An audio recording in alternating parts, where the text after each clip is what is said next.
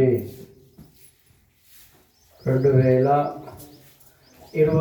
సంవత్సరం ఈ రోజుతో ముగించుకున్నాం. చప్పట్లు కొట్టండి. అంతటా 2025 సంవత్సరం మరి మనం ఎన్ని ఆప్షన్లు అయినామో మనకు తెలియదు. ఎంత ప్రార్థన చేసినామో తెలియదు. దేవుని కోసం ఎంత హెచ్చించినామో తెలియదు. దేవుని కోసం ఏం పని చేసినామో తెలియదు. అర్థమైందన్నాము. కానీ అయినా దేవుడు మనల్ని కాపాడుతున్నాడు. అయినా దేవుడు మన అందరినీ కూడా ఆయన సంరక్షిస్తున్నాడు. నువ్వు ప్రార్థన చేసినా, నువ్వు ప్రార్థన చేయకపోయినా, నువ్వు విన్నా వినకపోయినా, దేవుని మాటలను పక్కకు పెట్టినా, దేవునికి నువ్వు దూరంగా ఉన్నా, దేవుని మర్చిపోయిన సందర్భాలలో మీరున్నా, దేవుని మాట వినకపోయినా దేవుడు మనను కాపాడుతూనే ఉన్నాడు, కాపాడుతాడు. హల్లెలూయా. కానీ ఇది కూడా కాపాడుతాడని మన ఇష్టానుసారంగా చేయడానికి మాత్రం వీలు లేదు. నా ఇష్టం నువ్వు నాకు చెప్పవలసిన పని ఏమి లేదంటే మాత్రం నీ ఇష్టం నీతోటే కథమైపోతుంది. అది హల్లెలూయా. అది దేవునికి చెప్పవలసినటువంటి మాటలు కాదు. ఎప్పుడు కూడా మన ఇష్టం చొప్పున చేయడం సరైనటువంటి క్రైస్తవ జీవితం కూడా కాదు. దేవునికి లోబడేటువంటి మనస్తత్వం మనం కలిగి ఉండాలి. దేవుని సేవకులకు లోబడి ఉండేటువంటి మనస్తత్వం కలిగి ఉండాలి. దేవుని మాట వినకుండా, సేవకుల మాట వినకుండా నువ్వేమి చేయలేవు. నీ ఇంట్లో ఫలింపు ఉండదు, నీకు సమాధానం ఉండదు, శాంతి ఉండదు, నెమ్మది ఉండదు. ఇది రియల్. ఎందుకంటే ఇప్పుడు మనం వాక్యాలన్నీ చూస్తూ ఉన్నాం. దేవుడు చెప్పినటువంటి మాట సమూయేలుకు చెప్తున్నాడు, సమూయేలు సౌలుకు చెప్తున్నాడు. అర్థమవుతుందా?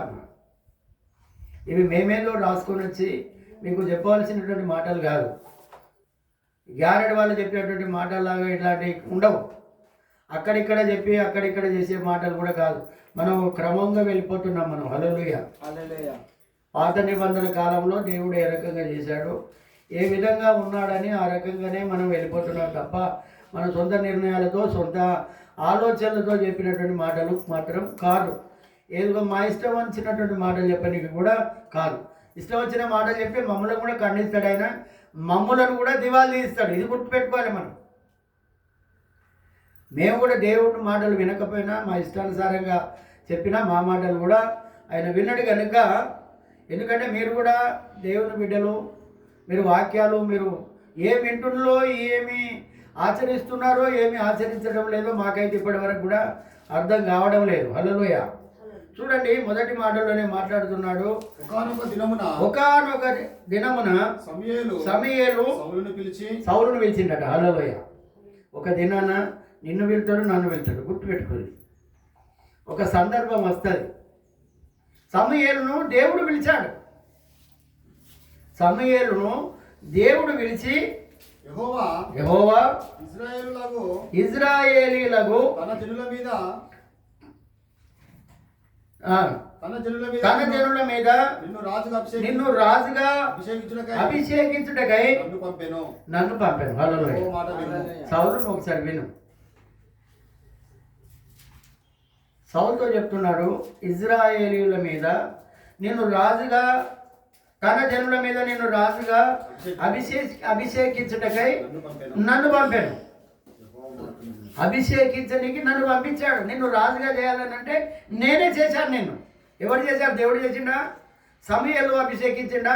దేవుడు సమూయేలుకు చెప్పితే సమూయేలు ఆయనను అభిషేకించిండు. ఏది? తన జనుల మీద. చదువు. సైన్యములకు అధిపతి యెహోవా సెలవిచ్చినది ఏమనగా, అమాలేకీయులు ఇశ్రాయేలీయులకు చేసినది జ్ఞాపకం. ఏం జ్ఞాపకం ఉన్నది? ఏం చేశారు? అమాలేకీయులు దేవునికి వ్యతిరేకంగా తిరిగారు. అర్థమవుతుందా? వ్యతిరేకంగా తిరిగారంటే ఇజ్రాయేలు ప్రజలను ఈ యొక్క మీ తమ్మడపల్లి గ్రామం నుంచి మేమందరం బయటికి పోతాము అని అంటే వాళ్ళు పోనేలేరు. అర్థమవుతుందా? దేవుని మాట వాళ్ళు వినలేదు. దేవుని మాట వినక, మోసే మాట వినక, మోసే మాట వినలేదంటే దేవుని మాట కూడా మీరెవడరా మా ఊరు మీదకి వెళ్ళిపోయేది, మా దుక్కులు ఖరాబ్ అవుతాయి, మా యొక్క పంట చెల్లని ఖరాబ్ అవుతాయి, మా బావులలో నీళ్లు ఉండవు, అంత గలీజ్ చేసుకుంటూ పోతారు, మా యొక్క ఊరి మీదకి వెళ్ళే పోనీకి మీకు అధికారం లేదు. దేవుడు ఏంటిది అంటే ఆయన చెప్పిన విధంగా చేస్తేనే ఆయన ప్రేమిస్తాడు. ఆయన అర్థమవుతుందా? ఆ ఊరు మీదకి వెళ్ళి పోనేలేదు. అమాలీకులు చేసింది నాకు జ్ఞాపకం ఉన్నదని దేవుడు గుర్తు చేస్తున్నాడు. హల్లెలూయా. నువ్వు చేసేది కూడా, నీ పరిస్థితి కూడా దేవునికి తెలుసు, నీ ఇంటి పరిస్థితి కూడా తెలుసు, నువ్వు ఏం చేస్తున్నావో దేవునికి తెలుసు. నువ్వు అనుకుంటున్నావు కదా నలుగురికి కనపడడానికి బైబిల్ పట్టుకొని వస్తున్నావు, కానీ నీలో ఏమి లేదు. అర్థమవుతుందా? ఆయనకు మంచి తెలుసు, చెడు కూడా తెలుసు. అందుకే ఆయన చేసింది, వాళ్ళు చేసింది నాకు జ్ఞాపకమే. వారు ఐగుప్తులో నుండి రాగానే అమాలేకీయులు వారికి విరోధులై మార్గమందు వారి మీదకి వచ్చారు. హల్లెలూయా.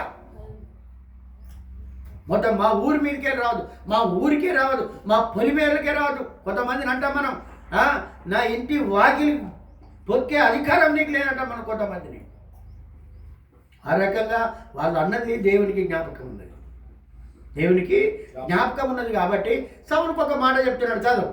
కాబట్టి నీవు పోయి ఎవరిని కూడా కనికరించకూడదు. అమాలేకీలను నువ్వేం చేయాలి? ఖతం చేయాలి. ఒక్కరు కూడా బతకడానికి వీల్లేదు. ఇది దేవుని ఆజ్ఞ. దేవుని మీద తిరుగుబాటు చేస్తే నిన్ను కూడా నన్ను కూడా కట్టే అంటాడు. నిన్ను చంపేస్తాడు, నన్ను చంపేస్తాడు. గుర్తుపెట్టుకోవాలి. హల్లెలూయా. ఎందుకంటే ఆయన ఆయుష్ని ఇస్తున్నాడు కాబట్టి మనకు ఇంకా అర్థమైతలేదు. మనకు ఖతం చేయమంటున్నాడు. ఖతం చేసాడంటే ఏంటిదమ్మా? నరికి చంపేయమంటున్నాడు. పురుషులనేమి, స్త్రీలనేమి, బాలులనేమి, పసిపిల్లలనేమి, ఎద్దులనేమి, గొర్రెలనేమి, ఒంటెలనేమి, గాడిదలనేమి అన్నింటిని చంపేయాలి. వారికి కలిగినదంతయు బొత్తిగా మీరు పాడు చేయాలి. ఇది దేవుని మాట. ఇది బొత్తిగా పాడు చేయాలి, నాశనం చేయాలి. ఒక్క సేరక్కడికి రావద్దు, ఒక్క సెరుకక్కడికి రావద్దు. అమాలేకులకు సంబంధించింది ఒక కుక్కే కానీ నక్కే కానీ నాకు కనపడద్దు. వింటారా అమ్మ? కనపడద్దు. ఎందుకంటే నా ప్రజలను మరువోనియడా, నా ప్రజలను దాటనియడా అని దేవునికి అంత కోపం. బొత్తిగా పాడు చేసి అమాలేకీలను నిర్మూలన చేయమని చెప్పాను. హల్లెలూయా. దేవుడు చెప్పిన మాట ఇది. దేవుడు సమీరుకు చెప్తే సమీరు ఏం చేసిండంటే సౌలుకు చెప్పేసిండు. చెప్పిన తర్వాత చూడండి ఇక్కడ ఏమంటున్నాడు, చదువు 4వ వచనం నుండి. అంతట సౌలు జనులందరినీ పోగు చేసి వారిని లెక్క పెట్టగా కాలుబలం 2,00,000 మంది ఉన్నారు. యూదా వారి 10,000 మంది ఉన్నారు. అప్పుడు సౌలు అమాలేకుల పట్టణంలో ఒకదానికి వచ్చి పొంచి ఉండి ఇజ్రాయేలు ఐగుప్తులో నుండి వచ్చినప్పుడు వారికి ఉపకారం చేసిరి కనుక మీరు వారికి ఉపకారము చేసిరి కనుక అమాలేకీయులతో కూడా నేను మిమ్మల్ని నాశనము చేయకుండానట్లు మీరు వారిలో నుండి బయలుదేరి పోవుడని కేనీయులను వర్తమానం పంపగా కేనీయులు అమాలేకీయుల నుండి వెళ్ళిపోయి కేనీయులు అమాలేకీయులను ఏం చేసిండట? వెళ్ళిపోయారు వాళ్ళు. హల్లెలూయా. మీరు కొంతమంది నా వైపు ఉన్నారు కాబట్టి ఇది దేవుడు చెప్పినటువంటి మాట. అయ్యా కేనీయులారా, మీరు ఇక్కడ నుంచి వెళ్ళిపోండి, ఇక్కడ మేము నాశనం చేయడానికి వచ్చాం. మీరు మంచోళ్ళు, మాకు సాయం చేసిరు, కానీ వాళ్ళు చేయలేదు. వాళ్ళను మేము హతం చేద్దామని వచ్చినాం. మీరు వెళ్ళిపోమన్నప్పుడు వాళ్ళు దర్జాగా వెళ్ళిపోయి వాళ్ళ ప్రాణాలను వాళ్ళు రక్షించుకున్నారు. హల్లెలూయా. తర్వాత సౌలు అమాలేకీయులను హవీలా నుండి ఐగుప్తు దేశపు మార్గమున సూరు వరకు తరిమి హతం చేసిల్లు. అమాలేకీయుల రాజైన అగగును ప్రాణంతో పట్టుకొని జనులందరినీ నిర్మూలన చేశారు. హల్లెలూయా. అందరిని చంపేసింది కానీ రాజుని చంపలేదు. చూడండి, రాజే కదా మూలకారకుడు. ప్రజలందరికీ ఇవ్వరు. ఇప్పుడు మీరు సర్పంచ్ చెప్తే మీరు వినరా? గ్రామ ప్రజలందరూ వినరా? అందరు చంపేసినట్టు. కానీ నువ్వు చెప్పినా కానీ ఏదో స్కూల్ పిల్లలు అడిగితే చెప్తారు వాళ్ళు, అన్నొచ్చు కానీ నువ్వు అడిగిందే రాదన్నట్టుగా. అన్నొచ్చు కానీ నువ్వు అడిగిందే నాకు రాదు. అందరికి చంపిల్లట, అది చేసిల్లట. మరి రాజు ఎందుకు ఆపిల్లు? మరి అక్కడ రాజు మాట ప్రకారమే కదా దేవునికి కోపం వచ్చింది అక్కడ వాళ్ళు వద్దని చెప్తే. ఆ కెనానీలను వదిలిపెట్టిండు. మరి వాళ్ళలాగా ఈయనను కూడా వదిలిపెట్టేసి కదా. మంచితనం ఉంటే దేవునికి ఇంత ద్వేషం ఉండకపోవు కదా. మనం ప్రార్థన చేయకపోయినా దేవునికి ద్వేషం ఉంటుంది. మీకు ఇంకా అర్థమైతలేదు. హల్లెలూయా. ఇక మనం చాలా కష్టాలు అనుభవించవలసి ఉంటుంది. మన ఇష్టానుసారంగా జీవించడానికి కాదు, మన క్రైస్తవ జీవితం జీవించింది. హల్లెలూయా. అందుకే ఇక్కడ చెప్తున్నాడు, ఇక్కడ సౌలును జనులను కూడి అగాగును గొర్రెలలోను గొర్రె పిల్లలు మొదలైన వాటిలోను మంచి వాటిని చూసిల్లా. మంచి వాటిని నిర్మూలన చంపలేదట. మంచి కొవ్వు పట్టిన వాటిని, మంచిగా బలిసిన వాటిని మనం పక్కకు ఉంచుకొని, పానం లేని వాటిని, రోగం వచ్చిన వాటిని, ఖరాబ్ అయిన వాటిని, ఏది ఈ రకంగా సంతాలకు వచ్చి సినిగిపోయిన నోట్లు వేసినట్టుగా. అర్థమైందన్నా? ఇవి దేవునికి నచ్చవమ్మా. దేవునికి అనుకూలం అయితేనే మన ప్రార్థన వింటాడు. దేవునికి అనుకూలంగా నడిస్తేనే మన అవసరతలు తీరుస్తాడు. దేవునికి అనుకూలంగా ఉంటేనే మన సమస్యలు తొలగిస్తాడు. అనుకూలంగా లేకుండా నా ఇష్టం. అర్థమవుతుందా? నేను 10 ఏళ్ళ కింద నేను గింతే కానికేసిన, ఇప్పుడు కూడా గింతే కానైతే నేను గింతే ఇంత బిడ్డ నీకు అంతే. పెరగాలి. హల్లెలూయా. ఇప్పుడు మనం వ్యవసాయంలో కానీ, దాంట్లో కానీ, దీంట్లో కానీ వృద్ధి అవుతున్నామా లేకపోతే దిగజారిపోతున్నామా? దేవునికి ఇష్టమైంది ఎప్పుడైనా చేయాలి. మన ఇష్టానుసారంగా చేయడానికి కాదు. హల్లెలూయా అని చెప్తున్నాడు. వాళ్ళు మంచిని దాచుకున్నాడు. ఎవరు చెప్పినప్పుడు దేవుని మాట వింటున్నాడా, సేవకుని మాట వింటున్నాడు? ఎవరి మాట వింటలేడు ఆయన. వినకుండా అయితే మంచి అని మనం పక్కకు పెట్టరామై ఖరాబ్ అయిన వాటిని చేపిద్దాం, వాటిని కథ చేద్దాం. ఆయన వచ్చినప్పుడు కదా ఇవన్నీ చూపెడదాం. ఇట్లుండదు. భక్తి జీవితం కూడా అట్లుండడానికి వీల్లేదు. హల్లెలూయా. దేవుడు ఎప్పుడైనా వస్తాడు, ఆయన ఎప్పుడైనా చెక్ చేస్తాడు మనడం. గుర్తుపెట్టుకోవాలి ఇది. అందుకే అప్పుడు యెహోవా వాక్కు సమూయేలుకు ప్రత్యక్షమైంది. హల్లెలూయా. మనం అనుకుంటాం దేవుడు చూస్తాడా, దేవుడు చూస్తాడా. మరి నువ్వు ప్రార్థన చేస్తే కదా నేను వినేది. నేను దేవునికి అనుకూలంగా ఉంటే కదా. ఇప్పుడు భర్త నిన్ను పక్కకు పోయి ఎవరితో మాట్లాడద్దంటే నువ్వు మాట్లాడితే భర్త మాట అకార్యం చేసినట్ట, లేకపోతే నువ్వు భర్తకు మాట గౌరవించినట్ట? చెప్పండి. అగౌరవం చేసినట్టు. అవసరం లేదు నాకు, వెళ్ళిపోతాడు. 10 మందిలో కూడా పెడతాడు అవసరం అయితే, ఎలా కొడతాడు అవసరం అయితే. అవును, భర్తకు పుట్టు రోషపడ్డ మహారౌద్రం కలదట బైబిల్ చెప్తుంది. భర్త మాటకు అంగీకరించాలి. హల్లెలూయా. మనం ఆయనకు భార్యలమై ఉన్నాం, ఆయన మాట వినాలి. రాజైనా బంటైనా దేవుని ముందట ఒకటే. నేను రాజుని కదా, నేను అధికారిని కదా, నేను కుటుంబ యజమాని కదా అనడానికి వీలేదు. దేవుని దగ్గర అందరూ ఒకటే, సమానమే. నేను ఇప్పుడు అందుగా నేను చిన్న పాపమే కానీ కొద్దిగా చేస్తున్నా కదా అని అనడానికి కూడా వీల్లేదు. అందుకే ఇక్కడ అంటున్నాడు, ఏమంటున్నాడు? సౌలు నన్ను అనుసరించక నన్ను ఫాలో కాలే, నా మాట విన. దేవుని కోపం వస్తున్నది. నా మాట వింటే ఎంత బాగుండు. నా మాట వినక నా ఆజ్ఞలను గైకొనకపోయాను. అనుసరించలేదు, గైకొనలేదు. ఎందుకు మరి భక్తి జీవితం మనం ఎందుకు చేసి ఎవరిని పెద్ద చేద్దామని? ఎందుకు బైబిల్ పట్టుకుంటున్నాం మనం? ఎందుకు దేవుని నమ్ముకున్నాం? దేవుని మాట వినకుండా, దేవునికి అనుకూలంగా లేకుండా. ఇప్పుడు సమాజానికి బాగుండపోతుంది, కుటుంబంలో బాగుండపోతుంది, దేవుని దగ్గర బాగుండపోతుంది, సేవకుల దగ్గర బాగుండపోతుంది, ఆయన దగ్గర బాగుండపోయి మనం ఎవరి దగ్గర ఎందుకు మనం భక్తి జీవితం చేసేది? దేవుడే కదా సమస్తాన్ని జరిగించేటువంటి వాడు. చూసినావా? ఆయన పక్క పెట్టినా కూడా దేవుడు అక్కడ చూస్తున్నాడు. హల్లెలూయా. చప్పట్లు కొట్టండి. పక్కన పెట్టినా కూడా దేవుడు పిలిచి సమయం నడుతున్నాడు. డైరెక్ట్గా పోయి దేవుడు కొందరు మంది అంటారుగా, దేవుడు నా దగ్గరకు వచ్చి మాట్లాడమని నేను తాగుడు బంద్ చేస్తా, దేవుడు నా దగ్గరకు వచ్చి మాట్లాడమను నేను ఇది చేస్తా అది చేస్తా అంటారు కొంతమంది. దేవుడు మనం చూస్తాడు. మరి దేవుడు బిడ్డలారా మనం ఇలాంటి ఆలోచించడానికి వీళ్ళే తప్పకుండా చూస్తాడు. నిన్ను చూస్తాడు, నన్ను చూస్తాడు. ఆయన హృదయాలను చూసే దేవుడు. రానున్న కాలంలో మనకు అర్థమైతే అవన్నీ మాటలు. మనం సీరియల్కి వెళ్ళిపోతున్నాం ఇక్కడ. హల్లెలూయ. అందుకే అంటున్నాడు ఏందట, ఆయనను అనుసరించలేదు అంటే ఆయనతో నడవలేదు, ఆయన ఆజ్ఞలను గైకొనలేదు, ఆయన మాటను గైకొనలేదు, కేర్లేదు చేస్తున్నాడు. గైకొనకపోయాను కనుక అతనిని రాజుగా నిర్ణయించినందుకు నేను బాధపడుతున్నాను అంటున్నాడు ఇక్కడ. హల్లెలూయ. ఎవరు బాధపడుతున్నారు? దేవుడు. నాలుక గర్చుకుంటున్నాడు, అబ్బా ఎందుకని విని నేను రాజుగా చేశాను, నేను ఎన్నుకున్నాను. మనలందరూ కూడా ఎన్నుకున్నాడు ఆయన. సప్పలు కొట్టండి. కానీ మనమే ఆయనకు అనుకూలంగా ఉండలేము, ఆయన మాట వింటలేము. ఎన్నుకున్నాడు ఆయన. ఎన్నుకోకపోతే మన ఇంటి దూరం వచ్చేవాళ్ళం కాదు. అందుకే చూడండి, అందుకు సమూయేలు కోపం వచ్చింది. సమూయేలుకు కోపం వచ్చింది సౌలు మీద. దేవునికి వచ్చినంత కోపం ఆయనకు వచ్చింది. రాత్రంతా ప్రార్థన చేసుకుంటూనే ఉన్నాడట. హల్లెలూయ. రాత్రంతా ఏం చేస్తున్నాడట?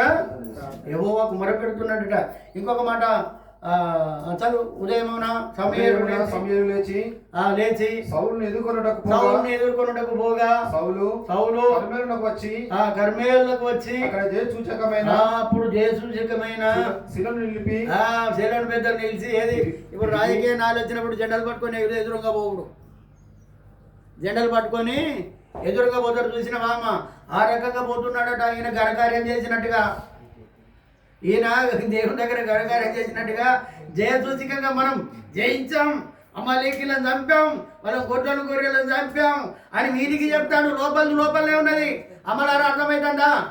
లోపల మంచి దాచుకున్నాయి మంచిగానే ఉంటాయి. శీలను నిలిపి జయసూచకమైన మనం గెలిచాం. సమూయేలుకు నేను సంబరంగా చెప్తానని అనుకొని ఎదురుపోతున్నాడు కొంతమందిని తీసుకొని.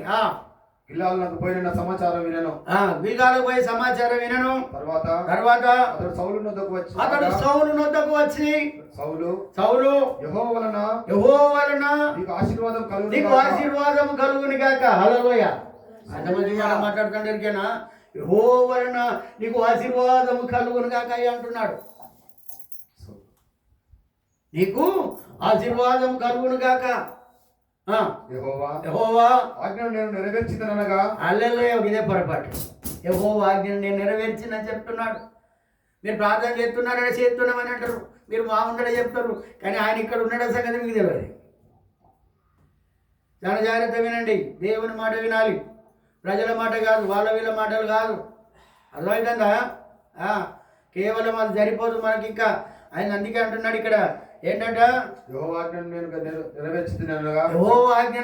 నెరవేర్చిదనగా. నేను ఉపవాసమే ఉన్నా. ఎవరండి ఇటలే? నేను ఉపవాసమే ఉన్నా. ఎవరి మీద కోపగించుకోలే, ఎవరి మీద నీకు కక్ష ప్రతీకారం లేదా, ఈర్ష్య పగ లేదా?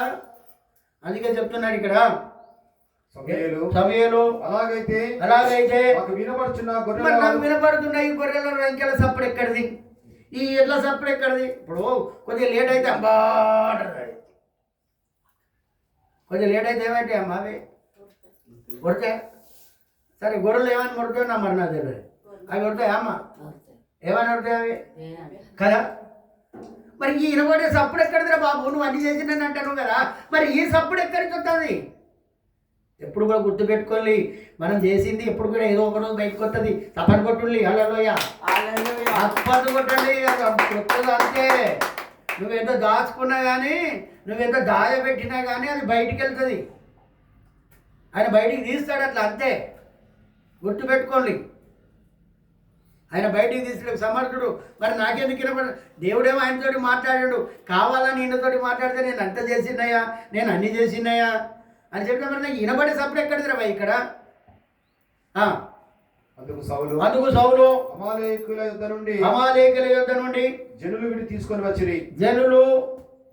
వీటిని తీసుకొని వచ్చిరి. నీ దేవుడైన యెహోవాకు బలులు అర్పించుటకు జనులు గొర్రెలలోను ఎడ్లలోను మంచి వాటిని ఉండనిచ్చిరి. హల్లెలూయ. ఏంటట, ఎక్కడికి తెస్తున్నారట? బలి అర్పించాలని, దేవునికి ఇవ్వాలని దొంగతనం చేసి దేవుని గలలేతావా? దొంగతనం చేసిన వాడిని ఇదా ఏమంటున్నాడు ఎరికేనా? నీ కష్టార్జితంలోకి వెళ్ళి వేయాలి. నీ కష్టాలకి వెళ్ళి ఇవ్వమని అంటున్నాడు. ఈ కానుకలు కూడా ఏదో అక్కడిక్కడ అప్పనంగా వచ్చినాయి, నేను అప్పు చేసి కూడా ఇవ్వమంటలేడు ఆయన. అర్థమవుతుందా? నేను ఇక్కడ చెప్పేది మీకు అక్కడ అర్థం కావాలి. వాళ్ళు ఏం చేసిండ్రు, మనకు బలులు అర్పించడానికి పశువులు కావాలి కదా, మంచి వాటిని దాచుకొని సమయమైనప్పుడు వీటినే బలి అర్పిద్దాం. రాంగది దేవుని దగ్గర చెల్లదు అది. పడుపు వృత్తినైనను కుక్క సొమ్మునైనను నాకు అవసరం లేదంటున్నాడు. కొంత చెడ్డ పని చేసి కూడా ఆ డబ్బులు చేసి కూడా లేతారు, నాకు అవసరం లేదంటున్నాడు ఆయన. ఆయన ముందే చెప్పాడు అన్ని మాటలు. ఈ మీరు సంపాదించింది లేక ఒకరు ఏం చేస్తారు కన్నా, అయ్యా సందర్భ పైసలు ఇయ్యాక కానీ ఆయన దగ్గర ఉంటే ఆ 10 20 ఒకటి 100 అవి గుంజుకొని వెళ్ళేస్తారు. అది కూడా కరెక్ట్ కాదు. నువ్వు ఎంత ఎత్తాను అక్క, నేను ఇంత నీ ఆశీర్వాదం ప్రకారం వేసుకోవాలి, దేవుడు నీకు ఇచ్చినంత ప్రకారం వేసుకోవాలి. అది కూడా చేయొద్దు. హల్లెలూయా. అంటే వాళ్ళు ఏం చేస్తున్నారట, తీసుకొని వచ్చిలే వాళ్ళు తీసుకొని వచ్చి నన్ను ఏం చేయమంటున్నావు అని సౌలు మీదకి సమయాల మీదకి తిరగబడుతున్నాడు, మాట మాట్లాడుతున్నాడు ఆయన. మిగిలిన వాటి అన్నిటినీ మేము నిర్మూలన చేసాం. మంచి మంచి అయితే మేము దాచుకున్నాం, మంచి మంచి అయితే దాచుకుంటాం మనం. ఎప్పుడైనా గుర్తుపెట్టుకొని మనం తిన్నది మన్నం, ఇతరులు పెట్టిందే అన్నం. గుర్తుపెట్టుకోండి. హల్లెలూయా. దేవుని విషయంలో కూడా అంతే. మనం దాచుకున్నాం అనుకో, నిన్ను కూడా దోచుకుంటాడు ఆయన, సాతాను గాడు. వానికి అప్పచెప్తాడు మనల్ని. వానికి అప్పచెప్తాడు. నువ్వు దాచుకుంటే అక్కడ చెప్తాడు, అక్కడ సిగ్నల్ ఫోన్ కొడతాడు, అరే నా కుమారుడు నా కుమార్తెకి ఇట్లా చేసింది, అంతకు రెట్టింపు చేయరు అంటాడు వాడిని. ఎందుకు యోగును నాశనం చేసినాడు చెప్పలేదా? అట్లా సమయలు నువ్వు మాట్లాడ పని లేదు. యెహోవా రాత్రి నాతో సెలవిచ్చిన మాట, రాత్రే నాతోటి మాట్లాడు. నువ్వు నాతోటి మాట్లాడే పని ఎక్కడదే బాబు? నువ్వు నాతోటి మాట్లాడేందుకు? అంతా ఆయనతోటి నాతోటి మాట్లాడిండు, కాకపోతే నేను నిలబెట్టినా నీకు, నేను చెప్పానని అంటున్నాడు ఇక్కడ. మాట నీకు తెలియజేస్తున్నాను. సౌలుతో అనగా సౌలు చెప్పుమనెను. అందుకు సమయలు నీ దృష్టికి నీవు అల్పుడుగా ఉన్నప్పుడు ఇశ్రాయేలు గోత్రములకు శిరస్సు వైదివి. హల్లెలూయా. నీ దృష్టికి నీవు ఏమి లేని దానిగా ఉన్నప్పుడు, ఏమి లేని వానిగా నువ్వు ఉన్నప్పుడు, నువ్వు పనికిరాని వాడవు, పనికిరాని దానవని నేను అనుకున్నప్పుడు, నిన్ను ఒక పనికొచ్చేటువంటి, లేకుంటే ఇతరులకు అవసరం వచ్చేటువంటి వానిగా, ఇతరులకు అవసరం వచ్చే దానిగా నేను నిలబెట్టాను కదా. నేను సర్పంచ్గా నిలబెడితే ఏమి నిలబెడుతున్నావు? కుటుంబ యజమానురాలుగా నిలబెడితే నువ్వేం చేస్తున్నావు? యజమానుడిగా నిలబెట్టినప్పుడు నువ్వేం చేస్తున్నావు అని అడుగుతున్నాడు ఆయన. నీకు ఏమి లేనప్పుడు నేను నిలబెట్టు. దావీదు అయితే ఎన్నోసార్లు అన్నాడు ఆయన. హల్లెలూయా. గొర్రెల దొడ్డిలో ఉన్నటువంటి నన్ను తీసుకొని పోయి రాజుకు అల్లునిగా చేసిండని అంటాడు ఆయన. హల్లెలూయా. దేవుడు చేసిన మేలు మర్చిపోదు. ఇన్ని సంవత్సరాలు మనం పోషించాడు ఆయన, ఇన్ని సంవత్సరాలు మనం దీవించాడు. ఈ సంవత్సరం అంతా కాపాడాను కానీ నువ్వు నాకు ఏమిచ్చినావు? నా సేవకులకు ఏమిచ్చినావు? ఏమిచ్చినావు? నువ్వు అనవసరం ఖర్చుల పాలవుతున్నావు, నువ్వు నిందల పాలవుతున్నావు, అవమానాల పాలవుతున్నావు. ఆయన అంటున్నాడు, నీ పంటను తినివేయి పురుగులతో కూడా నేను మాట్లాడతాను అంటున్నాడు. తప్పని కొట్టండి. నీ రోగంతో కూడా నేను మాట్లాడతాను అంటున్నాడు. దేవుడు చెప్పిన మాట ఎవరు వింటలేం మనం. హల్లెలూయా. వెనకనే ఈ దుర్గతి మనకు ఇలాంటి పరిస్థితులు మనకు దాపరిస్తూ ఉన్నాయి, ఇలాంటివి దాపరిస్తూ ఉన్నాయి. అందుకే ఇక్కడ అంటున్నాడు, ఇక్కడ ఏమంటున్నాడు అంటే, నువ్వు అల్పుడుగా ఉన్నావు కదా, ఒకప్పుడు నీకేం లేదు కదా, జులాయిగా తిరుగుతున్నావు, గాడిదలు తప్పిపోయినాయి అని తిరుగుతూ ఉంటే అర్థమవుతుంది అని చెప్పేది. గాడిదలు పోయినాయి అని నీ అయ్య నేను పంపితే, ఇప్పుడు ఎవడని గాడిదలు పోతే పంపిస్తాడు అంటే, ఏదైనా పాలించే బర్రె పోతే పంపుతాడు. పనికి రాని వాళ్ళనే ఈ రకంగా పంపుతారు. ఇక్కడ గాడిదలను వెళ్తే నీకు పోతే నిన్ను రాజుగా చేస్తే, నువ్వు అల్పుడుగా ఉండి నువ్వు ఈ రకంగా చేస్తే, నువ్వు నా మాట వినవు, నువ్వు దేవుని మాట వినవా అని మాట్లాడుతున్నాడు ఇక్కడ. యెహోవా ఇశ్రాయేలు మీద రాజుగా అభిషేకించాను. ఇశ్రాయేలుల మీద నేను రాజుగా అభిషేకించాడు కదనే. ఎందుకే నువ్వు ఇంత పాడు పని చేస్తున్నావు, దుర్మార్గపు పని చేస్తున్నావు, దుష్ట పని చేస్తున్నావు? ఎందుకు ఆయన మాట ఇంటలేవు, నా మాట ఇంటలేవు? అంత ఇక నీ ఇష్టమేనా? ఇక ఏలుపో ఊరు అంటామా లేదా? మరియు యెహోవా నిన్ను సాగనంపి, యెహోవా నిన్ను సాగనంపడం అంటే ఎవరిని సాగనంపుతామమ్మా? అమ్మ చెప్పండి. సచిన వారిని. ఆ?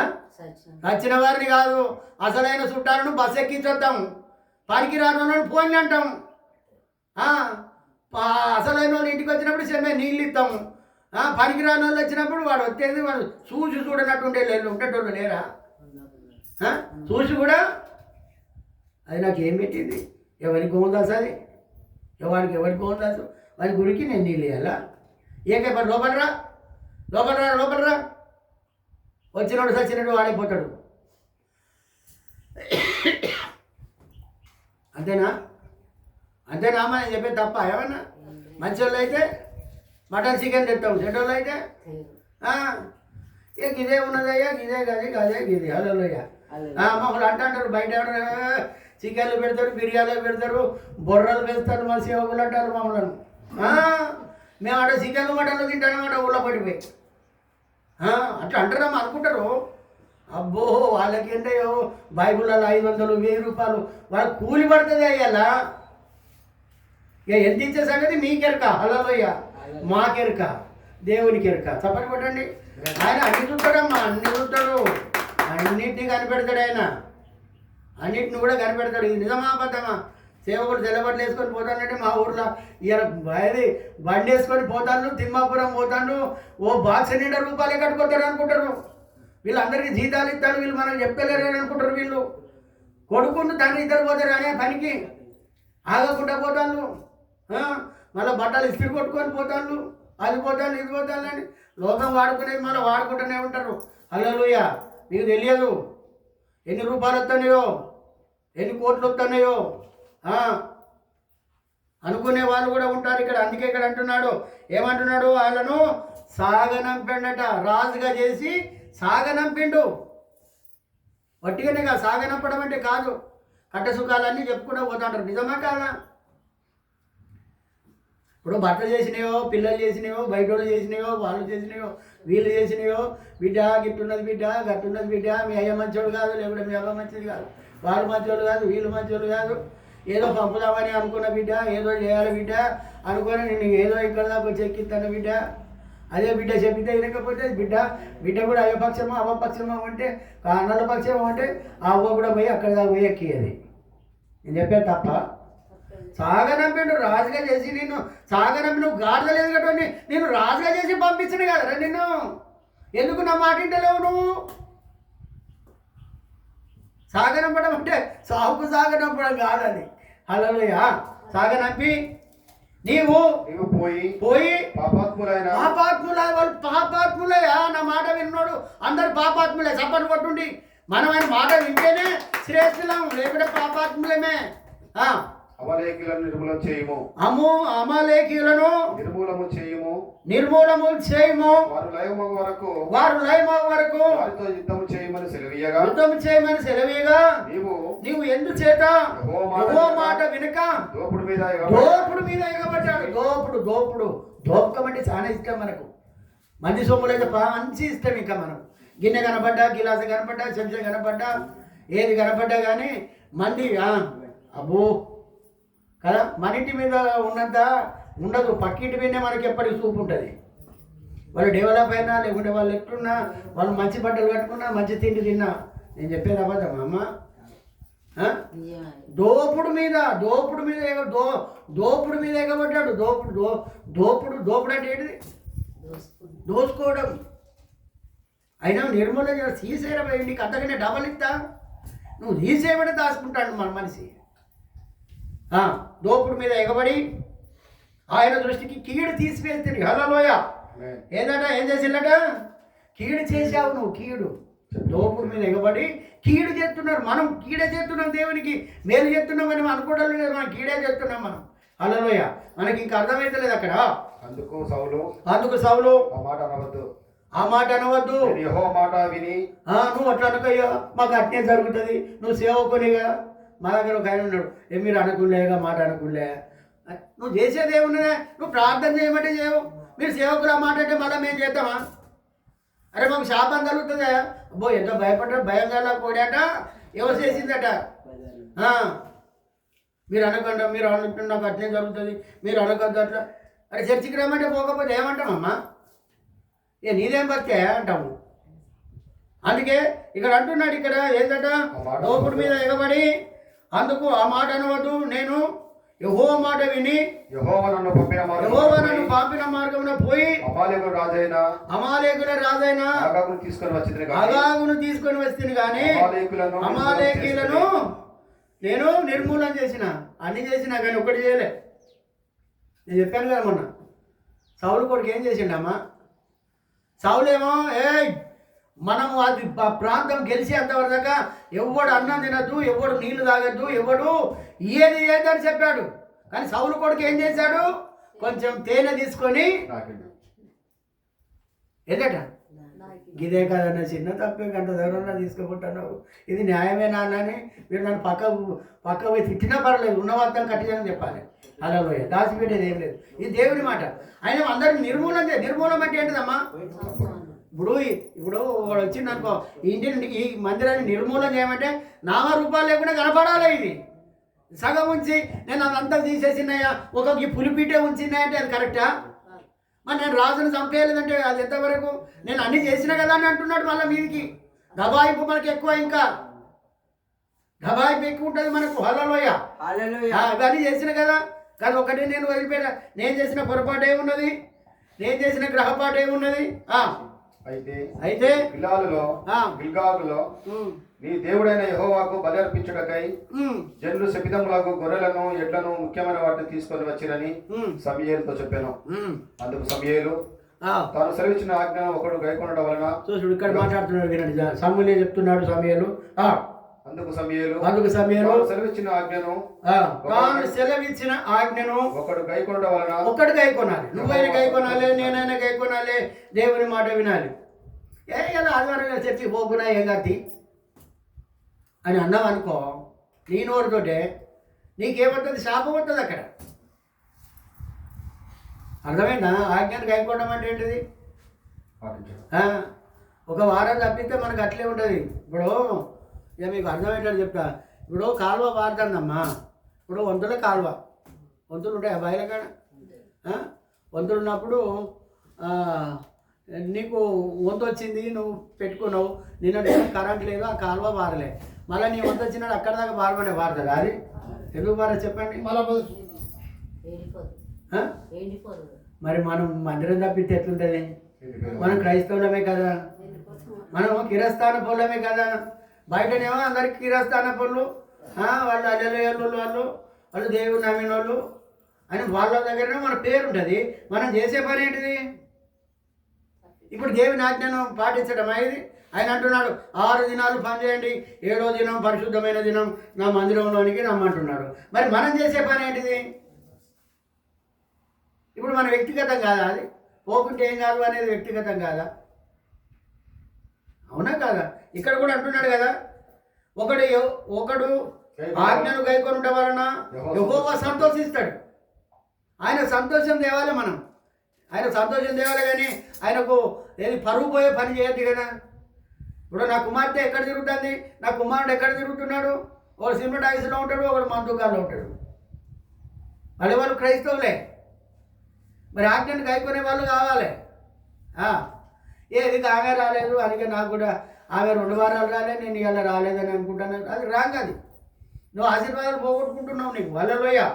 అందుకే చెప్తున్నాడు, ఒకడు ఆజ్ఞను ఒకడు గైకొనడం వలన యెహోవా సంతోషిస్తాడు. ఆయన మాట వింటే సంతోషించినట్లు ఒకడు దహన బలులను అర్పించడం వలన ఆయన సంతోషించాడు. ఆయన బలులు అర్పించడం కంటే ఆజ్ఞను గైకొనుటయు పొట్టేళ్లకు అర్పించడం కంటే మాట వినడం శ్రేష్టం. హల్లెలూయా. ఇవన్నీ దేవునికి అవసరం లేదు. ఏందన్నా ఏమో బాగా మాట్లాడుతున్నావు ఏంది అంటే నా గురించి కాదు, కానీ కొంతమంది ఆలోచన అట్లుంటుంది. నేను పోయిన వారం రాలే, నేను 50 వేసేదాన్ని, ఇవాళ 100 వేసిన, ఏమైందండి? ఇది గర్వం దేవుని దగ్గర పనిచేయదు. ఇలాంటివి పనిచేయదు. అంటే నేను అంటున్నాను, మీరు నొచ్చుకోకండి, నేను చెప్తున్న మాట ఇది. హల్లెలూయా. అది ఎవరికి నువ్వు చేసేది సమాధానం ఆయనకు కాదు కదా మనం చేసేది, ఆయనకు కాదు. అందుకే ఇక్కడ అంటున్నాడు, ఇక్కడ ఆయన సంతోషించాడు అలాంటి వాటికి. నువ్వు పోయిన వారమే రాలేదు, నువ్వు ఈ వారం వచ్చి నువ్వేం చేస్తున్నావు? తెలియని వాళ్ళు అంటే వేరు, తెలిసిన వాళ్ళు అంటే ఇది వేరు. అందుకే ఇక్కడ అంటున్నాడు ఏది బలుడు అర్పించడం కంటే పొట్టేలో కొవ్వు అర్పించడం కంటే మాట వినడము శ్రేష్టము. హల్లెలూయా. ఆయన మాట వినాలి. మన చెప్పిన మాట విన్నాడా? అంతకుముందు ఒకసారి చెప్పాడు, నువ్వు గిల్గాలకు వెళ్ళవయ్యా, నేను నీకు ఇంకో వారం రోజులకు నీకు వచ్చి కలుస్తా, నేను వచ్చిన తర్వాత బలి అర్పిస్తానంటే జనులు నా మీద తిరగబడరయ్యా, వాళ్ళు చేసిందని నేను చేసినాను. సరే, అప్పుడు క్షమించండి. అక్కడ మళ్ళా రెండోసారి అది క్షమించలేదు. ఎందుకు నువ్వు దేవుని మాట వినకుండా నీ ఇష్టానుసారమైన జీవితం చేసి ఇది భక్తి జీవితం అనుకోవడం కరెక్ట్ కాదు. ఇది భక్తే కాదు. అన్నీ పాటించాలి, క్రమం పాటించాలి, టైం పాటించాలి. అన్నీ పాటిస్తేనే మనం దేవుని భయం ఉండాలి. హల్లెలూయా. అందుకే ఇక్కడ అంటున్నాడు, ఇవన్నీ మాట వినుట శ్రేష్టము, తిరుగుబాటు చేయుట సోద చెప్పుట పాపముతో సమానం. అది కూడా పాపం. హల్లెలూయా. తిరుగుబాటు, ఇదే తిరుగుబాటు. ఒక వారం రాకుంటే మా పాస్టర్కి ఇట్లా అన్నాడు అని చెప్పుకుంటూ వాళ్ళు కూడా ఉన్నారు. అది ఎవరి గురించి రమ్మంటారు వాళ్ళు? నువ్వు ఇచ్చే కానుకైతే ఆయన బాగుపడతాడా? కాదు కదా, నీకే కదా ఆశీర్వాదము. నువ్వు తప్పించినావు అనుకో, ఏమున్నది అక్కడ? కరెంట్ కట్ అయిపోయింది. అది మళ్ళీ కరెంట్ రావాలని అంటే మళ్ళీ దాన్ని ముడేయాలి. ముడైతారా లేకుంటే వైర్ ఉంటుందా? మళ్ళీ ఎక్కడ షార్ట్ సర్క్యూట్ అయితే మళ్ళీ ఇక్కడైతే అయిపోతుంది. అది దేవుని పని కూడా అంతే ఇక్కడ. హల్లెలూయా. అందుకే ఇక్కడ అంటున్నాడు, ఏదట సోద చెప్పుట. సోద కూడా ఎవరికి చెప్పద్దు. నీకు గిట్ల అవుతుంది నేను చెప్పలేదా, నీకు గట్ల అవుతుంది నేను చెప్పలేదా అంటారు కొంతమంది. సోద చెప్పడం కూడా పాపంతో బరాబర్ అంటున్నాడు. ఇంకేమంటున్నాడు? తిరుగుబాటు చేస్తున్నాం మనం. దేవునికి అనుకూలంగా ఉండలేం. నా ఇష్టం అని ఎప్పుడైతే నువ్వు అనుకుంటావో, నువ్వు తిరుగుబాటు చేస్తే, నువ్వు సోద చెప్పుట, ఈ రెండు పాపమే అంటున్నాడు. నువ్వు ప్రార్థన చేయకపోవడం కూడా పాపమే అంటున్నాడు. పాపం అంటే ఏదో ఎక్కడికో పోయి ఏదో పాడు పని చేస్తేనే పాపం అని అనుకోకండి. నువ్వు తిరుగుబాటు చేసినా, చాడీ చేసినా, నువ్వు అబద్ధం ఆడినా, నువ్వు అన్యాయం చేసినా, నువ్వు మోసం చేసినా, నువ్వేం చేసినా ఇవన్నీ పాపంతో బరాబర్ అంటుంది బైబిల్ గ్రంథం. నేను చెప్పడం కాదు, బైబిల్ గ్రంథమే చెప్తున్నది. పరిశుద్ధ గ్రంథమా. మూర్ఖత్వం. కొంతమంది మూర్ఖత్వం ఉంటారు. మూర్ఖత్వం అంటే తాను పట్టిన కుందేలుకు మూడే కాళ్ళు. మూడే ఉంటే అంటాడు. మూర్ఖత పనిచేయదు దేవుని దగ్గర. మూర్ఖంగా ఉండకూడదు దేవుని దగ్గర. మూర్ఖులు చేసినట్టుగా ఉండకూడదు. మూర్ఖుడు అంటే ఎవడో తెలుసా? పెద్ద ఏనుగును కూడా గడ్డి ఎండుతోటి కూడా ఏనుగును కట్టేస్తాడు, కానీ మూర్ఖుని కట్టేయలేమాట. మూర్ఖుడు అని అంటే మూర్ఖుడు వాళ్ళు చెప్పింది అర్థం కాదు, నేను చెప్పిందే కరెక్ట్ అంటారు కొంతమంది. వీళ్ళు మూర్ఖులు అంటారు వీళ్ళని. బైబిల్ కూడా చెప్తున్నది, మూర్ఖత కూడా దేవునికి ఇష్టం లేనిది. మూర్ఖంగా ఎప్పుడు ఉండకూడదు. మూర్ఖంగా అంటే నేను గింతే, నా జీవితమే గింత, నేను గింతే వేస్తా, నేను గింతే ఇస్తా, నేను గిట్లనే చేస్తా, నేను గట్లనే ఉంటా. ఇలా మాకు వాళ్ళు కలిసిండి అక్కడ, నాది గింతే, నా రూటే గింత, అట్లయితేనే ఓకే, లేకపోతే ఇది అంటున్నాడు. మరి నీ మూర్ఖత్వం మేమేం చేస్తాం?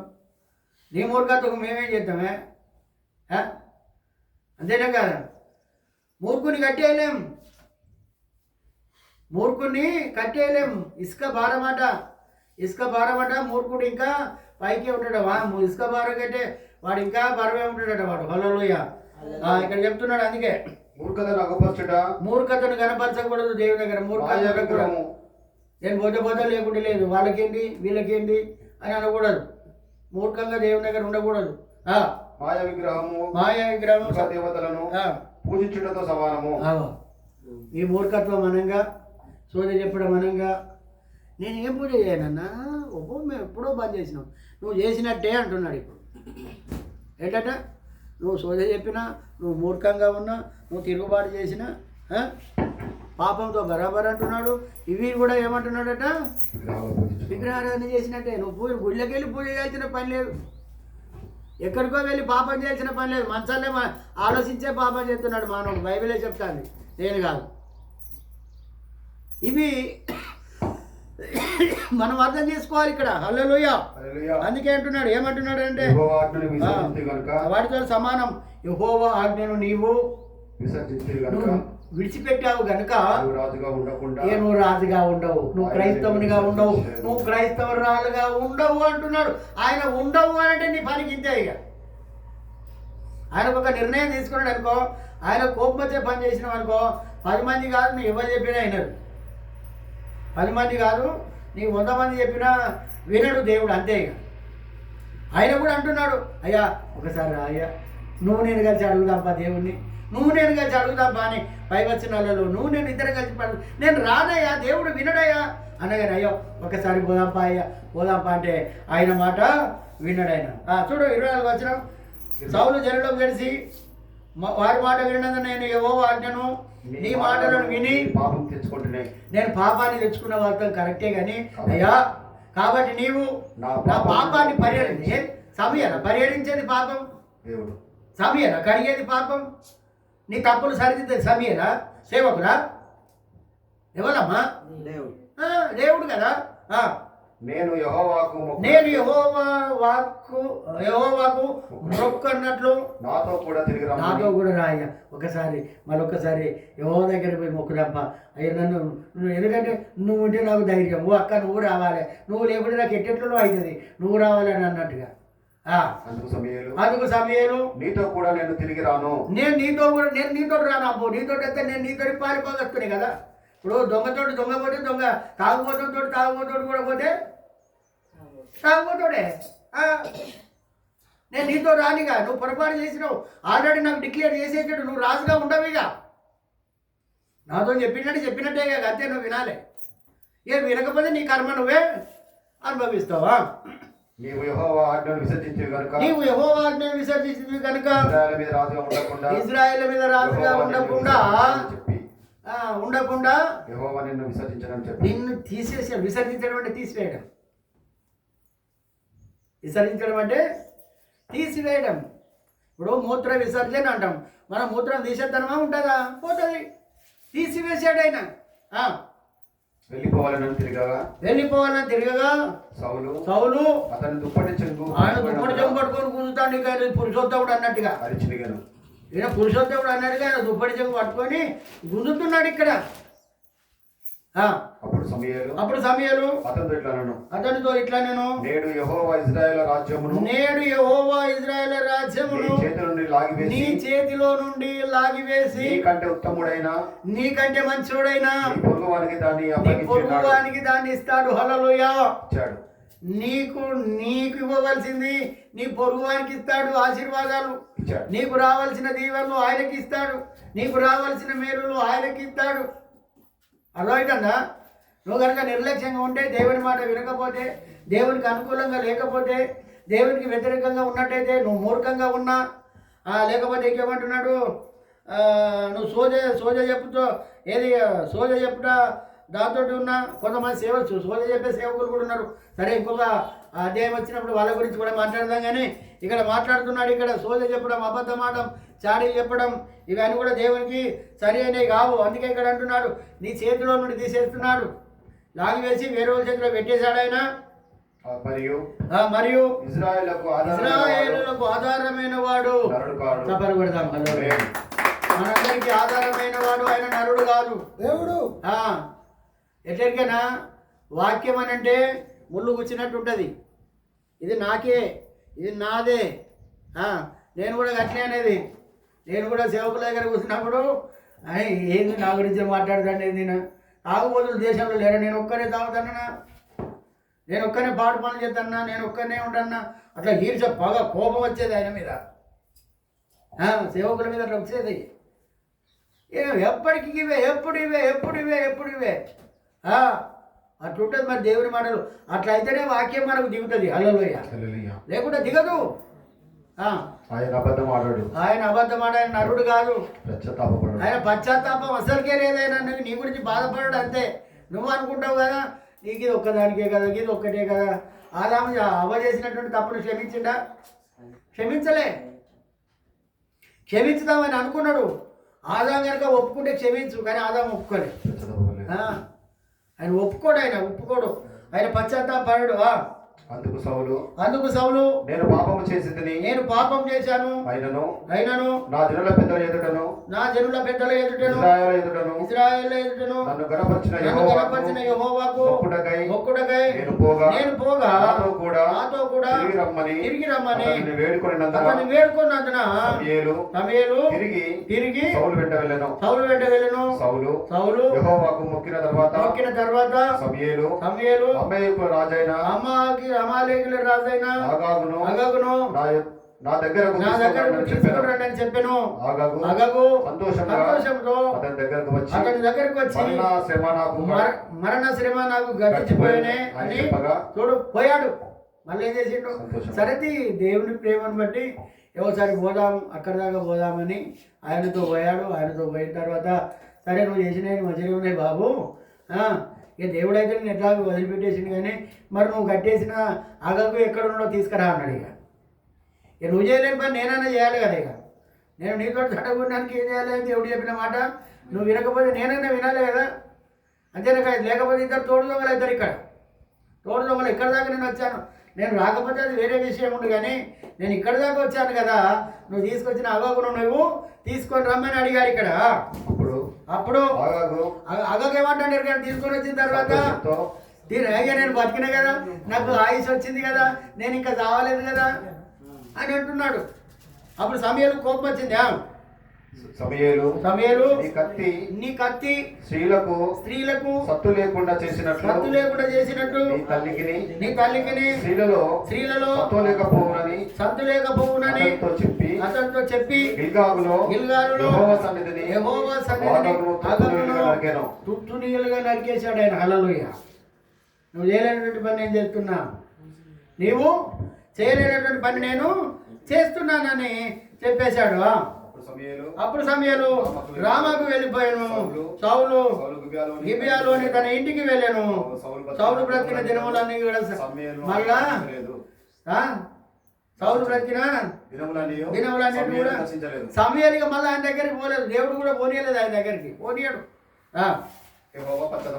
యెహోవా ఆయన పశ్చాత్తాపడ్డాడు. హల్లెలూయా. బాధపడుతున్నాడు, మన గురించి కూడా బాధపడుతున్నాడు, మన సంఘం గురించి బాధపడుతున్నాడు, మన విశ్వాసుల గురించి కూడా బాధపడుతున్నాడు, ప్రతి ఒక్కరి గురించి బాధపడతాడు. కానీ ఆయనకు అనుకూలంగా లేనట్టయితే నా ఇష్టం, నా గర్వం, నా ఇష్టానుసారంగా జీవిస్తానంటే మాత్రం దేవుడు ఎట్టి పరిస్థితిలో ఆయన ఊరుకునేటువంటి వాడు కాడు.